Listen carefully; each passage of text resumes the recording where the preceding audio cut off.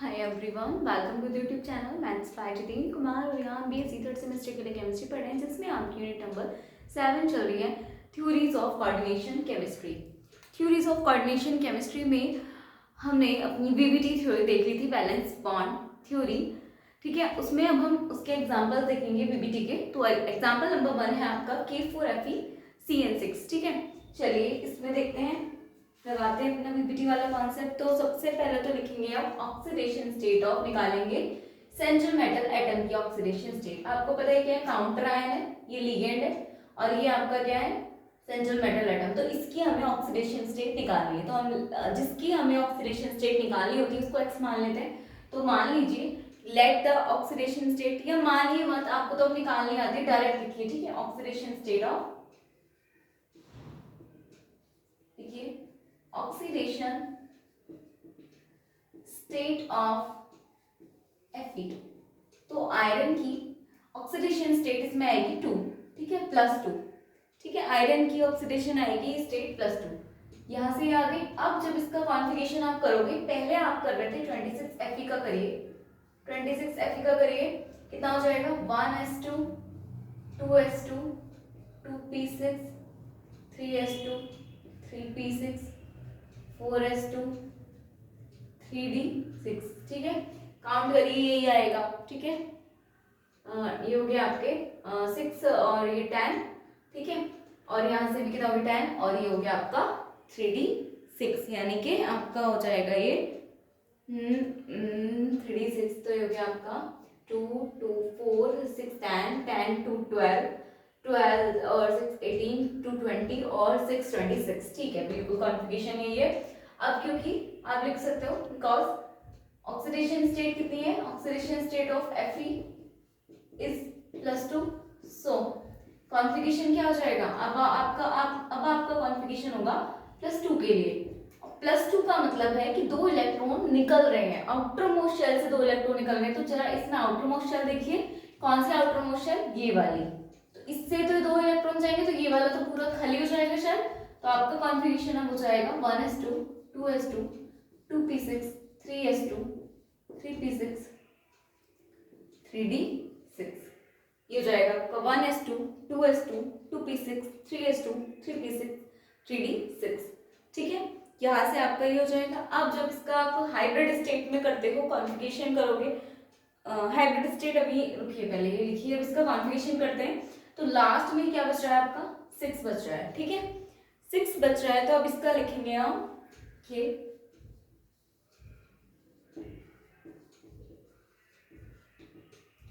Hybrid state.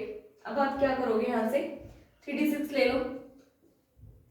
D में कितने होते हैं आपके ऑर्बिटल, 5 1 2 3 4 और 5 हो गया।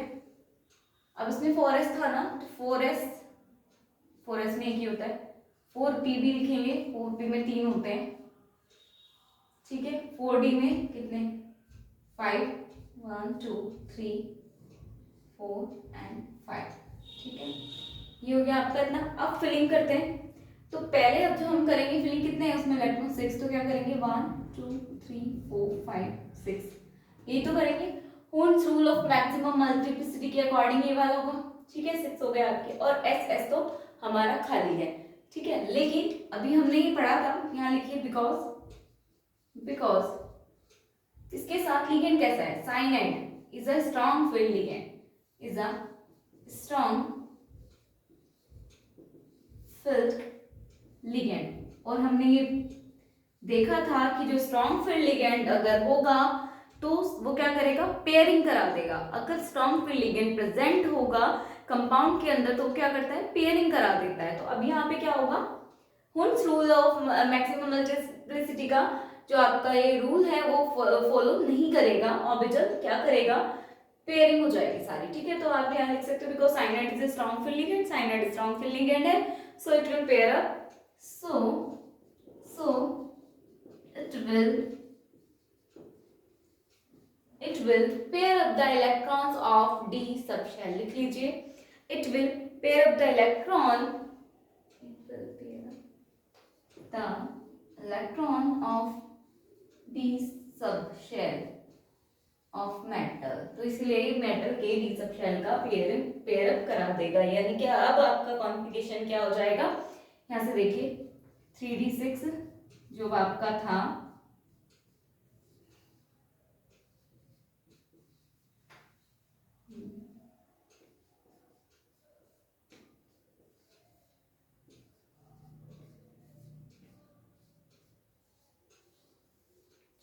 ठीक है। तो यहां से पहले पेयरिंग हो जाएगी, 6 है तो 1 2 3 4 5 6। अब वुंस रूल फॉलो नहीं करा, अब उसने डायरेक्ट पेयरिंग की। अब बाकी बचे हुए कितने साइनेड है आपके पास, 6।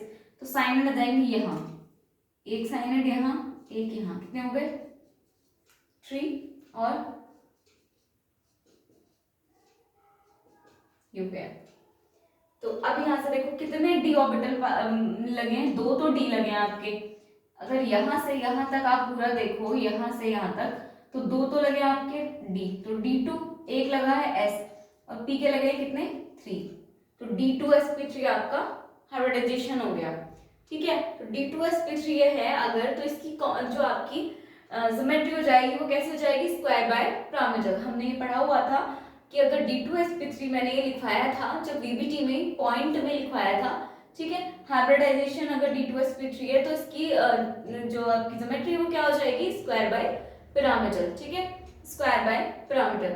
तो यहाँ से अब कंक्लूजन निकल के आया कि एक तो इसकी ज्योमेट्री पता चल गई, ठीक है, वो हम लिखेंगे। दूसरा इसमें क्या हो रहा है आपका, देखो इनर तो आपका ये था ना इनर शेल, तो सॉरी हाँ ये आउटर शेल था, इनर शेल पार्टिसिपेट कर रहा है इसमें। इनर आउटर शेल तो पार्टिसिपेट कर ही नहीं रहा है ना, इसमें क्या कर रहा है, इनर शेल पार्टिसिपेट कर रहा है, क्योंकि आउटर शेल तो बाहर निकल गया है इलेक्ट्रॉन डोनेट करने के कारण। तो इसमें पार्टिसिपेट कौन कर रहा है, इनर शेल। तो ये इनर शेल पार्टिसिपेशन हो रहा है तो लो स्पिन का होगा एक तो यहाँ से हमारे कई सारे कंक्लूजन निकल के आते हैं। ठीक है, तो पहले एक बार इसको नोट डाउन करेंगे, फिर हम साइड में इसके कंक्लूजन लिखेंगे। यहाँ आएगा नहीं, मैं चलो साइड में करा देती हूँ। ठीक है, चलिए तो इधर लिख लेते हैं, इसकी जो कंक्लूजन निकले नीचे आ नहीं पाएगा तो मैं साइड में लिख देती हूँ। ठीक है, यहाँ देखो नंबर 1 आप क्या कंक्लूजन देख रहे हैं यहाँ पे कि अनपेयर्ड इलेक्ट्रॉन कितने हैं। अनपेयर्ड इलेक्ट्रॉन देखकर ही तो हमें पता चलता है कि पैरामैग्नेटिक या डायमैग्नेटिक। तो सबसे पहले लिखते हैं अनपेयर्ड इलेक्ट्रॉन। अनपेयर्ड इलेक्ट्रॉन कितने हैं, अनपेयर्ड इलेक्ट्रॉन जरा काउंट करिए, सारे पेयर्ड हो रखे हैं। ठीक है, पेयरिंग हो रही है क्योंकि स्ट्रॉन्ग लिगेंड था, तो पेयरिंग हो रही है, तो कोई अनपेयर्ड इलेक्ट्रॉन है ही नहीं। अनपेयर्ड मतलब जो पेयरिंग में ना हो। ठीक है, तो अनपेयर्ड जो अकेला रह रहा हो, तो कोई भी अनपेयर्ड इलेक्ट्रॉन नहीं है तो जीरो अनपेयर्ड इलेक्ट्रॉन। अब अनपेयर्ड इलेक्ट्रॉन कोई अनपेयर्ड इलेक्ट्रॉन ही नहीं है तो ये कॉम्प्लेक्स कैसा हो जाएगा, डायामैग्नेटिक। ठीक है, तो कॉम्प्लेक्स कैसा हो गया, डायामैग्नेटिक। ठीक है, 2 कंक्लूजन। ठीक है, अब थर्ड कंक्लूजन है, देखो यहाँ पर आउटर जो आपका आउटर ऑर्बिटल था 4s, ये तो बाहर निकल गया क्योंकि इसने 2 इलेक्ट्रॉन डोनेट कर दिए। ठीक है, तो आउटर शेल बाहर निकल गया। अब बचता है क्या, इनर। तो पार्टिसिपेट कौन कर रहा है प्रोजेक्शन में, इनर। ठीक है, तो कौन सा ऑर्बिटल हो गया, inner orbital complex. Inner orbital participate कर रहा है तो ये हो गया इनर ऑर्बिटल कॉम्प्लेक्स। अब अगर इनर ऑर्बिटल कॉम्प्लेक्स है तो ये कैसा हो जाएगा, लो स्पिन या हाई स्पिन, लो स्पिन। इनर ऑर्बिटल अगर पार्टिसिपेट करता है तो हम कहते हैं लो स्पिन, और अगर आउटर ऑर्बिटल पार्टिसिपेट करता है तो हम कहते हैं हाई स्पिन। ठीक है, तो हमारी 4 बातें होगी। अब एक और बचती है कौन सी, कि हाइब्रिडाइजेशन से हम ज्योमेट्री का पता लगा लेते हैं। तो इसकी ज्योमेट्री कितनी हो जाएगी, जरा देखो क्या बन रहा है, D2sp3। तो अपना जरा टर्न करिए, VBT में पॉइंट्स में होगा। D2sp3 के लिए हमारी जो ज्योमेट्री होती है स्क्वायर बाय पिरामिडल होती है। ठीक है, square by pyramidal, square by pyramidal, या जिसे हम ऑक्टाहेड्रल भी बोलते हैं, ऑक्टाहेड्रल।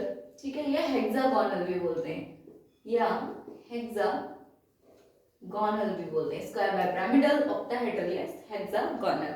ठीक है, पहले आपको ये वाला पार्ट करना है, लाइन खींच देती हूँ, ये रहा। ठीक है, पहले आपको यहाँ एग्जांपल यहाँ से स्टार्ट करके ये पूरा लिखने के बाद इसके नीचे ये लिखना है, और उसके बाद अब इसकी सिमेट्री बना के दिखानी है। ठीक है, कैसे बनाओगे वो भी देख लेते हैं। इसके बाद आपको सिमेट्री बनानी है, तो मैं सिमेट्री बता देती हूँ। ऐसे बीच में स्क्वायर बाय पिरामिडल, तो स्क्वायर बन गया, ठीक है। ऐसे होगा, एक साइनाइड इधर, एक साइनाइड इधर, एक साइनाइड इधर और एक साइनाइड इधर, ठीक है। ये हो गया आपका स्क्वायर, तो बन गया स्क्वायर प्लेनर हो गया। लेकिन हमें पिरामिडल चाहिए, वो भी बाय, तो दोनों साइड एक और सीएम और एक और सीएम, ये हो गया आपका FeCN6, ठीक है। ये रहा, और ब्रैकेट के बाहर आप इस तरह से लिखकर K4 भी लगा सकते हैं, ठीक है। ये रहा K4 इस तरह से, ये हो गई आपकी, यहाँ तक लिख लीजिए इसको, ये नहीं, ये यहाँ पे कंफ्यूजन हो जाएगा, ठीक है। चलिए इसको एक बार नोट डाउन करिए, फिर चलते हैं अपने सेकंड एग्जांपल की तरफ। चलिए सेकंड एग्जांपल देखते हैं, एक और एग्जांपल देख लेते हैं, COF6 का -3। तो सबसे पहले देखेंगे, ये आपका लिगेंड हो गया, ये मेटल है, CO आपका मेटल है, ठीक है, कोबाल्ट। तो कोबाल्ट के लिए पहले ऑक्सीडेशन स्टेट निकालेंगे, इस बार -3 ऊपर ही आ रहा है तो इसका +2 हो ही जाएगा, ठीक है। आप चाहे कैलकुलेट कर सकते हैं। तो oxidation state of CO is equals to +3। अब अगर +3 है तो ये होता है 27 CO, तो इसका कॉन्फ़िगरेशन होना चाहिए था 1s2 2s2 2p6 3s2 3p6 4s2 3d7, ये होना चाहिए था। बट क्योंकि ऑक्सीडेशन स्टेट कितनी है of cobalt is +3, so configuration कितना हो जाएगा इसका 27 CO +3 का करेंगे तो 1s2 2s2 2p6 3s2 3p6, यहाँ से देखो 3 इलेक्ट्रॉन निकल रहे हैं, तो एक तो ये आउटर मोस्ट शेल से जाते हैं, पहला तो जाए, दो तो इससे चले गए, एक अभी भी बच रहा है, तो एक जाएगा यहाँ से, ये हो जाएगा 6 और ये तो गायब हुई है, तो 3p6 के बाद हो जाएगा आपका 3d6, ये हो गया आपका कॉन्फ़िगरेशन। अब जो आपका नया कॉन्फ़िगरेशन बनता है वो ये बनता है, ठीक है, नया कॉन्फ़िगरेशन बनता है आपका ये। चलिए आगे देखते हैं, CO+3 के लिए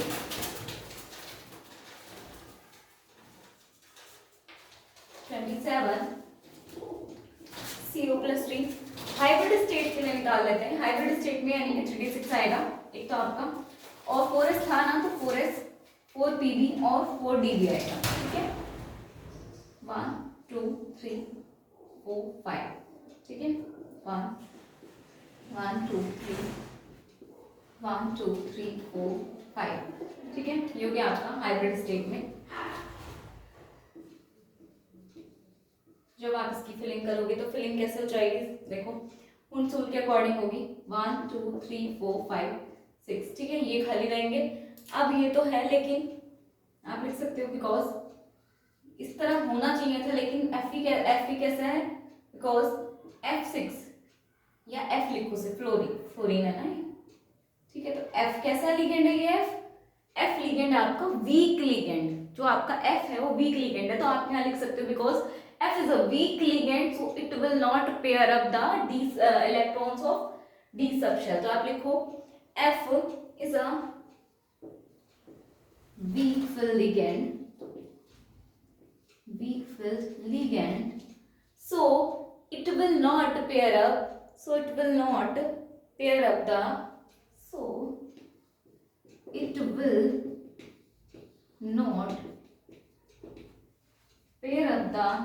electrons of D sub shell, तो ये डी सब शेल के इलेक्ट्रॉनों की पेयरिंग नहीं कराएंगे, तो जैसा है आपका वैसा ही रहेगा, पेयरिंग नहीं होने वाली, तो ये है तो यही रहने वाला है, ठीक है। इसका मतलब ये कॉन्फ़िगरेशन रहने वाला है, तो आपका कॉन्फ़िगरेशन अगेन यही रहने वाला है, ठीक है।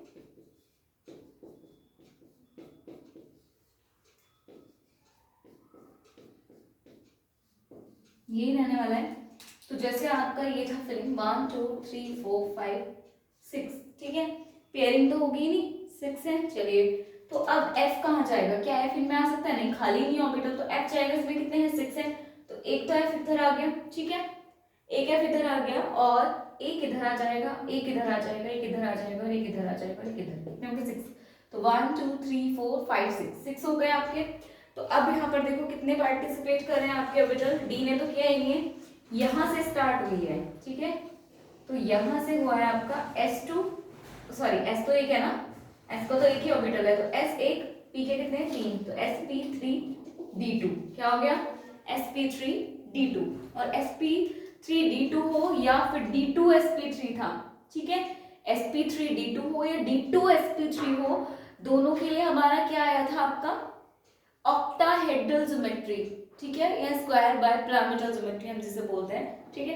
तो यहां से अब आप कंक्लूजन लिख लीजिए।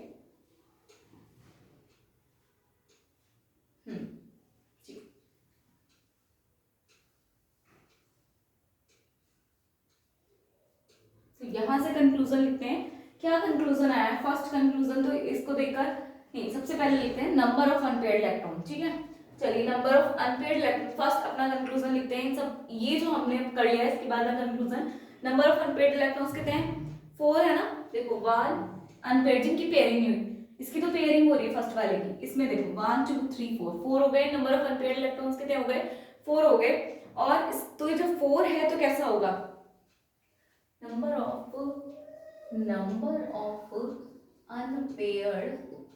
Unpaired electron is equals to 4 है तो क्या हो जाएगा आपका स्ट्रॉन्ग पैरामैग्नेटिक, ठीक है, स्ट्रॉन्ग पैरामैग्नेटिक। 2 कंक्लूजन निकल गए। अब देखते हैं थर्ड कंक्लूजन, ठीक है।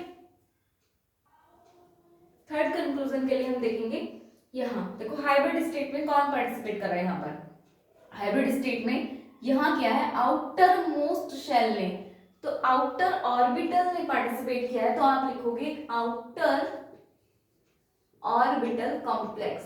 इस बार इसने तो पार्टिसिपेट किया ही नहीं है, तो आउटर ऑर्बिटल कॉम्प्लेक्स हो जाएगा। और आउटर ऑर्बिटल कॉम्प्लेक्स जो भी होते हैं वो सारे कैसे होते हैं आपके हाई स्पिन कॉम्प्लेक्स, ठीक है। तो चलिए 4 बातें हो गई। लास्ट हमारी बचती है इसको देखकर, तो हमने लिखा था D2sp3 हो, D2sp3 या sp3d2 हो, दोनों के लिए क्या बनना है आपके लिए स्क्वायर बाय पिरामिड।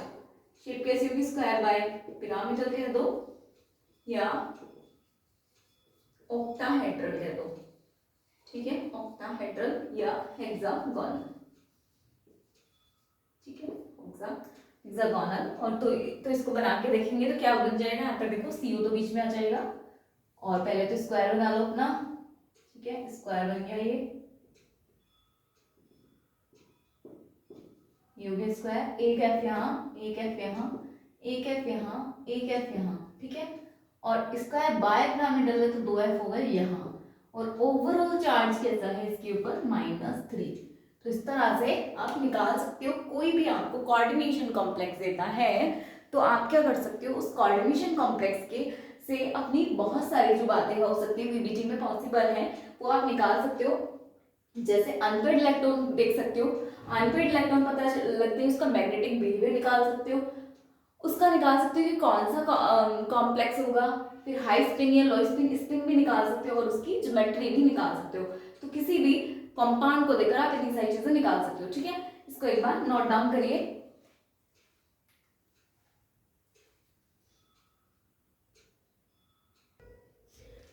चलिए एक और एग्जांपल देख लेते हैं, उसके बाद हम लिमिटेशन देखेंगे वीबीटी थ्योरी की, ठीक है। ये थ्योरी भी कहीं पे फेल हो जाती है, कुछ चीजें एक्सप्लेन नहीं कर पाती, तो इसकी भी लिमिटेशन है। तो ये एग्जाम्पल करके फिर हम वीबीटी देखेंगे की लिमिटेशन देखेंगे, और कुछ एग्जाम्पल्स मैं आपको दूंगी वो आप खुद से करिएगा, ठीक है। चलिए तो एक और एग्जाम्पल देखते हैं। इसमें क्या है आपका, ये तो लिगेंड हो गया, सेंट्रोनेट एटम क्या है Na। तो हम पहले इसी के लिए ऑक्सीडेशन स्टेट देखेंगे। तो ऑक्सीडेशन स्टेट कैसी हो जाएगी यहाँ पर, ऑक्सीडेशन स्टेट ऑफ Ni मतलब निकेल कितने हो जाएगी 0 हो जाएगी यहाँ पर, ठीक है। CO की 0 तो ये पूरी 0, ठीक है। अब निकालते हैं 28 Ni के लिए, आप निकालो 28 Ni के लिए कॉन्फ़िगरेशन करो 1s2 2s2 2p6 3s2 3p6 4s2 3d8 ये आएगा, ठीक है।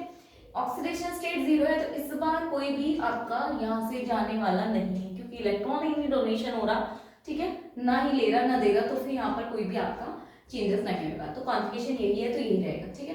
अब आगे देखते हैं इसमें क्या करते हैं हम, पेयरिंग हाइब्रिड स्टेट में देखेंगे। तो हाइब्रिड स्टेट में इस बार कौन जाएगा, ये सब जाएंगे, ठीक है, 3dB और 4s2p। तो हाइब्रिड स्टेट की अगर हम बात करें तो आप देख सकते हैं हाइब्रिड स्टेट में, अगर हाइब्रिड स्टेट की हम बात करें तो क्या हो जाएगा आपका, ये जाएगा पहले 3d8, ठीक है, 4s जाएगा 8 को भी 3d लिखो, यहाँ पर 4s लिखो, 4 पे भी होगा और 4D भी होगा, ठीक है। 3D में कितने होते हैं 5, 1 2 3 4 और 5, ठीक है। 1 1 2 3, ठीक है। यहाँ पर कितने हो जाएंगे 5, 1 2 3 4 एंड 5, ठीक है। यहाँ से जब आप पेयर ये करोगे, आप फिलिंग करोगे तो 3D में कितने 8 है, ठीक है। अब यहाँ पर आप 8 लिख सकते हो, फिलिंग करो 1 2 3 4 5 6 7 8 हो गए, ठीक है। यहाँ पर कितने हैं 2, तो 2 हो गए, तो 1 एंड 2 हो गया। ये दोनों है ही नहीं अभी, तो ये खाली, ठीक है। अब आप लिखो बिकॉज, अब देखेंगे हम अपना लिगेंड वाला ग्रुप। बिकॉज CO कैसा है आपका, CO is a strong field ligand, is strong field ligand. ये कैसा है आपका स्ट्रॉन्ग फील्ड लिगेंड है, सो कैसा हो जाएगा आपका, ये स्ट्रॉन्ग फील्ड लिगेंड है आपका CO, सो क्या हो जाएगा, it will pair up, so it will pair up the electrons of D sub shell. तो ये D सब शेल के इलेक्ट्रॉनों की पेयरिंग करा देगा, तो यहाँ पर क्या होगा, पेयरिंग हो जाएगी। तो अब कैसे हो जाएगा आपका 3D 4s 4p and 4D, ठीक है। D में करिए 1 2 3 4 एंड 5, 1 1 2 3 1 2 3 4 एंड 5, ठीक है। यहाँ से करेंगे पहले, तो अब ये यहाँ तो हम क्या कर रहे थे, Hund's rule of maximum multiplicity follow करा रहे थे, लेकिन यहाँ पर ये फॉलो नहीं होगा, ठीक है। पेयरिंग हो जाएगी सीधा 8 है तो 1 2 3 4 5 6 7 8। अब जो S का है, अब देखो जब तक हमारा D खाली है, 3D खाली है, ठीक है, इनर जो आपका D ऑर्बिटल खाली है, तो आउटर में कैसे इलेक्ट्रॉन जा सकता है, तो पहले इलेक्ट्रॉन इसी में जाएंगे वाले, तो ये वाला है, अब इलेक्ट्रॉन पहले इसमें चले गए, तो इसमें पूरे इस बार 10 हो गए, ठीक है 10। और यहाँ पर अभी कुछ नहीं है, तो यहाँ पर कुछ नहीं है, तो अब ये ब्लैंक है ना, अभी जो एम्प्टी ऑर्बिटल है, यही ऑर्बिटल ये वाला जो सेंट्रल मेटल एटम है प्रोवाइड करता है, जिससे लिगेंड इसमें क्या कर सके बॉन्डिंग कर सके। तो अब यहाँ लिगेंड कितने हैं, CO4 है, तो एक CO यहाँ, एक CO यहाँ, एक CO यहाँ और एक CO यहाँ, हो गए 4। इस बार पार्टिसिपेट किया है आपके आउटर ऑर्बिटल ने। देखो इनर तो ये था ना, अंदर वाला, आउटर मतलब बाहर वाला, तो बाहरी शेल तो ये है ना, तो और पार्टिसिपेट किसने किया है, S का एक है, एक S, P के कितने हैं 3, तो sp3, इसका हाइब्रिडाइजेशन हो गया sp3, ठीक है। और कैसा कॉम्प्लेक्स बन गया ये, कैसा कॉम्प्लेक्स बन गया है, कॉम्प्लेक्स बन गया है ये आउटर स्पिन कॉम्प्लेक्स, ठीक है। सॉरी आप बोल सकते हो आउटर ऑर्बिटल कॉम्प्लेक्स, और अगर आउटर ऑर्बिटल कॉम्प्लेक्स है तो कैसा हो जाएगा ये हाई स्पिन का, ठीक है। तो अब जो हमारा यहाँ से कंक्लूजन निकला है, यहाँ पर नहीं आ पाएगा, मैं वही लिख देती हूँ साइड में, तो साइड में देखते हैं क्या कंक्लूजन निकला है हमारा यहाँ से, ठीक है। सबसे पहला तो number of unpaired electron, number of unpaired electron, क्या कोई है या नहीं है अनपेयर्ड इलेक्ट्रॉन, देखो कोई भी अनपेयर्ड इलेक्ट्रॉन नहीं है, सारे पेयर्ड है, देखो सारे पेयर्ड है ना, तो 0 अनपेयर्ड इलेक्ट्रॉन है। अब कोई अनपेयर्ड इलेक्ट्रॉन ही नहीं है, तो कैसा हो गया कंपाउंड आपका डायामैग्नेटिक, दो बातें, ठीक है। थर्ड कहता है ये, इसमें देखो क्या ये पार्टिसिपेट कर रहा है, नहीं, पार्टिसिपेट कौन कर रहा है, आउटर ऑर्बिटल, तो ये क्या हो गया आपका आउटर ऑर्बिटल कॉम्प्लेक्स, और आउटर ऑर्बिटल कॉम्प्लेक्स है तो स्पिन कैसा होगा, हाई स्पिन कॉम्प्लेक्स कहलाएंगे, हाई स्पिन होगा या फिर हाई स्पिन कॉम्प्लेक्स कहलाएंगे, ठीक है। और लास्ट बात है आपकी sp3, तो आप अपनी जरा देखिए उसमें पॉइंट्स में sp3 के लिए ज्योमेट्री आती है टेट्राहेड्रल, कैसी आ जाएगी टेट्राहेड्रल, ठीक है टेट्राहेड्रल। तो इसकी कैसे हो जाएगी ज्योमेट्री, यहाँ से देखो Ni बीच में, ठीक है, एक CO, एक CO, एक CO और एक CO, ये हो जाएगी इसकी ज्योमेट्री, ठीक है। आप चाहे तो इनको इस तरह से ज्वाइन करा सकते हैं, ये भी इस तरह से इसकी ज्योमेट्री हो जाएगी, ठीक है। चलिए एक बार इसको नोट डाउन कर लीजिए, पहले ये वाला करना है, फिर ये पॉइंट्स और फिर ये ज्योमेट्री, उसके बाद हम इसकी लिमिटेशन देखेंगे पीबीटी थ्योरी की। तो 3 एग्जाम्पल हमने यहाँ पर कर लिए हैं, और अभी ये आपके 4 5 6 7 8 9 कुछ एग्जांपल्स हैं आपके 6, ये आप खुद से ट्राई कीजिएगा, ठीक है। और अब हम देखते हैं लिमिटेशन ऑफ वीबीटी थ्योरी, इसको नोट डाउन करिए। चलिए स्टार्ट करते हैं अपनी वीबीटी की लिमिटेशन। तो सबसे पहली लिमिटेशन है कि VBT is applicable perfectly in coordination number 4 and 6। जो वीबीटी है वो परफेक्टली एक्सप्लेन हो सकती है, परफेक्टली एप्लीकेबल हो सकती है कोऑर्डिनेशन नंबर 4 और 6 में। सिर्फ 4 और 6 में परफेक्टली जो आपकी एप्लीकेबल हो सकती है। और दूसरी कंडीशन में क्या होगी, it can not gives satisfied result, it can not give satisfied result. दूसरे केसेस में ये क्या करती है, it can not give satisfied result. दूसरे केसेस में ये सेटिस्फाइड रिजल्ट नहीं देती है। परफेक्टली अगर एप्लीकेबल की बात, एप्लीकेबल किस में होती है तो हम बात करें तो कोऑर्डिनेशन नंबर 4 और 6 में होती है, ठीक है। चलिए सेकंड आपकी है in it is based on the nature of ligand, ये लिगेंड की नेचर पर बेस्ड है। But strong field weak field ligand have no theoretical evidence, ठीक है। ये क्या है आपका नेचर, लिगेंड की नेचर पर बेस्ड है, लेकिन स्ट्रॉन्ग फील्ड या वीक फील्ड लिगेंड जो है वो कोई भी थ्योरेटिकल एविडेंस नहीं रखते हैं, ठीक है। चलिए थर्ड पॉइंट है आपका, it can not explain about the formation of inner orbital और आउटर ऑर्बिटल। ये क्या करती है, कैन नॉट एक्सप्लेन नहीं कर पाती है कि इनर ऑर्बिटल और आउटर ऑर्बिटल की फॉर्मेशन कैसे हो रही है। हम बस ये देखकर बता देते हैं कि इनर ऑर्बिटल है, आउटर ऑर्बिटल है, लेकिन फॉर्मेशन कैसे हो रही है इसको प्रॉपर्ली एक्सप्लेन नहीं कर पाई वीबीटी, ठीक है। उसके बाद a metal in coordination number 4 can have tetrahedral as well as square planar geometry. अब कोई भी जो मेटल है, metal in coordination number 4, coordination number 4 में जो मेटल है can have tetrahedral as well as square planar geometry. उसमें क्या होगा, टेट्राहेड्रल और स्क्वायर प्लेनर दोनों ज्योमेट्री हो सकती है, ठीक है। आपको पता है कोऑर्डिनेशन नंबर 4 के लिए हम स्क्वायर प्लेनर भी बना सकते हैं लाइक दिस, एंड टेट्राहेड्रल भी बना सकते हैं लाइक दिस, ठीक है। 4 होते हैं 1 2 3 4, 1 2 3 4। तो कोऑर्डिनेशन नंबर 4 के लिए दो आपकी कंडीशन होती है, स्क्वायर प्लेनर या टेट्राहेड्रल, ठीक है। तो कोई भी मेटल कोऑर्डिनेशन नंबर 4 में दो तरह से रह सकती है, तो टेट्राहेड्रल ज्योमेट्री में और स्क्वायर प्लेनर ज्योमेट्री में, ठीक है। तो वीबीटी एक्सप्लेन नहीं कर पाए कि ये क्या हुआ, it can not be explain on the basis of VBT. ये वीबीटी में एक्सप्लेन नहीं किया गया। Tetrahedral as well as square planar geometry में एग्जिस्ट कर सकती है। कोई भी मेटल है वो अगर कोऑर्डिनेशन नंबर 4 में है तो वो टेट्राहेड्रल ज्योमेट्री भी एग्जिस्ट करेगी और स्क्वायर प्लेनर ज्योमेट्री भी एग्जिस्ट करेगी, लेकिन वीबीटी इसको प्रॉपर्ली एक्सप्लेन नहीं कर पाई, ठीक है। तो यहाँ वीबीटी फेल हो गई। अब देखते हैं फिफ्थ पॉइंट आपका, it can not explain about DD transition in transition metals. और ये क्या नहीं कर पाई, इट कैन नॉट एक्सप्लेन, ये एक्सप्लेन नहीं कर पाई about DD transition in transition metals. Transition metals जो होते हैं आपके, ट्रांजिशन मेटल्स जो भी होते हैं वो आपकी डीडी ट्रांजिशन शो करते हैं, तो ये डीडी ट्रांजिशन एक्सप्लेन नहीं कर पाई वीबीटी। ट्रांजिशन मेटल में डीडी ट्रांजिशन भी होगा, इस बात को वीबीटी एक्सप्लेन नहीं कर पाई, ठीक है। 6 पॉइंट आपका, it can not explain about the colour nature of complexes. अब डीडी ट्रांजिशन का ही नहीं एक्सप्लेन कर पाई तो कलर नेचर तो क्या ही एक्सप्लेन करेगी। तो ये क्या ये कॉम्प्लेक्स की कलर नेचर को भी एक्सप्लेन नहीं कर पाए, ठीक है। 7th पॉइंट है आपका, it cannot explain about the influence of ligand only on the d subshell of metals, d subshell of metals, ठीक है। तो it cannot explain, ये explain नहीं कर पाई about the influence of ligand, ligand के influence को explain नहीं कर पाई only on the d subshell of metal। ये d subshell मेटल के d subshell पर ligand के influence को एक्सप्लेन नहीं कर पाई, तो यहाँ पे वीबीटी फेल हो गई।